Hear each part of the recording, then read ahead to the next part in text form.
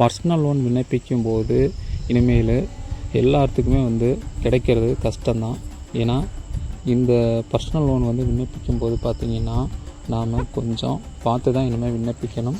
ஏன்னா அந்த அளவுக்கு ஆர்பிஐயோட விதிகளை வந்து கட்டுப்பாட்டுக்குள்ளே வந்து கொண்டு வந்துட்டாங்க. எந்த ஒரு பேங்காக இருந்தாலுமே சரி, நிதி நிறுவனமாக இருந்தாலுமே சரி, ஒரு பேங்க்லேயோ நிதி நிறுவனத்துலேயோ நாம் ஒரு பர்சனல் லோனுக்கு விண்ணப்பிக்கும் போது நம்மளுடைய சிபில் ரிப்போர்ட்டை பார்த்து தான் நமக்கு லோன் கொடுக்கலாமா வேண்டாமான்னு சொல்லி அவங்க செக் பண்ணி தான் நமக்கு லோன் வந்து சேங்ஷன் பண்ணுவாங்க.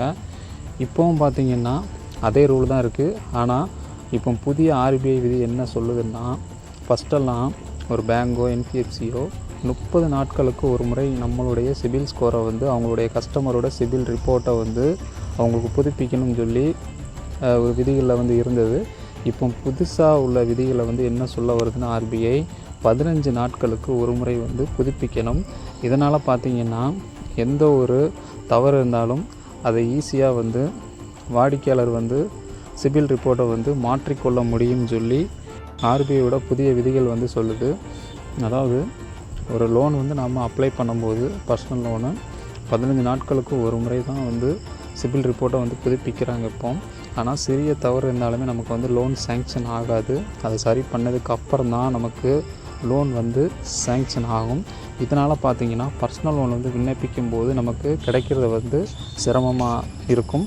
ஸோ புதிய ஆர்பிஐ விதிகள் பார்த்திங்கன்னா இப்படி ஒரு கட்டுப்பாட்டை வந்து கொண்டு வந்திருக்காங்க. ஸோ இது பார்த்திங்கன்னா எல்லாத்துக்குமே வந்து இது பொருந்தும். பேங்க்லேயோ ஒரு என்பிஎஃப்சிலையோ நீங்கள் வந்து ஒரு வாடிக்கையாளராக இருந்தீங்கன்னா உங்களுடைய சிபில் ரிப்போர்ட்டை 15 நாட்களுக்கு ஒரு முறை வந்து அதை வந்து கண்டிப்பாக புதுப்பிக்கணும். ஸோ இது வந்து ஆர்பிஐ விதிகளில் வந்து சொல்லியிருக்காங்க. மேலும் பார்த்திங்கன்னா புதுசாக வந்து நீங்கள் ஒரு லோனோ இல்லை ஆல்ரெடி வந்து லோன் எடுத்துகிட்டு இஎம்ஐ வந்து கட்டுவீங்க மந்த்லி. அப்படி இஎம்ஐ கட்டும்போது திடீர்னு வந்து வட்டியை வந்து உயர்த்துறது, அந்த லோன் கட்டுவதற்கான கால அளவுகளை வந்து உயர்த்துறது, இதெல்லாம் பார்த்திங்கன்னா அந்த கஸ்டமர்கிட்ட வந்து ப்ராப்பராக வந்து அவங்க சொல்லணும். அவங்களுடைய வாடிக்கையாளர்களுக்கு தெரிவித்த பிறகு தான் நீங்கள் வட்டி உயர்த்தினதா இருந்தாலுமே சரி, கால அளவுகளை வந்து நீட்டிப்பதாக இருந்தாலுமே சரி, அது ப்ராப்பராக தெரிவிக்கணும் அந்தந்த வாடிக்கையாளர்களுக்கு. ஸோ அப்படின்னு சொல்லி புதுசாக வந்து ஆர்பிஐ விதிகளில் வந்து சொல்லியிருக்காங்க. ஸோ இது மூலமாக பார்த்திங்கன்னா கண்டிப்பாக மக்களுக்கு வந்து ஒரு மகிழ்ச்சி தரக்கூடிய ஒரு செய்தி தான். ஆனால் என்ன தான் இருந்தாலுமே 15 நாட்களுக்கு ஒரு முறை வந்து நம்மளுடைய சிபில் ரிப்போர்ட்டை வந்து பேங்க் சைட்லேருந்து புதுப்பிக்கும் போது கண்டிப்பாக வந்து ஒரு சில பேருக்கு லோன் கிடைப்பது வந்து சிரமமாக வந்து இருக்க தான் செய்யும். ஏன்னா இப்போல்லாம் பார்த்திங்கன்னா நிறைய சிபில் ரிப்போர்ட்டில் வந்து பிரச்சனைகள் வந்து இருக்க தான் செய்யுது. ஸோ எந்த ஒரு யார் எடுத்த லோன்னே தெரியாது, இவங்களுக்கு வந்து அந்த லோனை வந்து காட்டும்.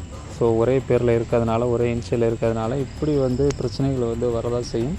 ஸோ இதன் அடிப்படையில் தான் பார்த்திங்கன்னா பர்சனல் லோன் வந்து இனிமேல் விண்ணப்பிக்கும் போது நமக்கு கிடைக்கிறதுக்கு கொஞ்சம் சிரமமாக இருக்கும். அதனால் முடிஞ்ச அளவுக்கு ப்ராப்பராக சிபில் ஸ்கோரை வந்து மெயின்டைன் பண்ணுங்கள், உங்களுடைய சிபில் ரிப்போர்ட்டை.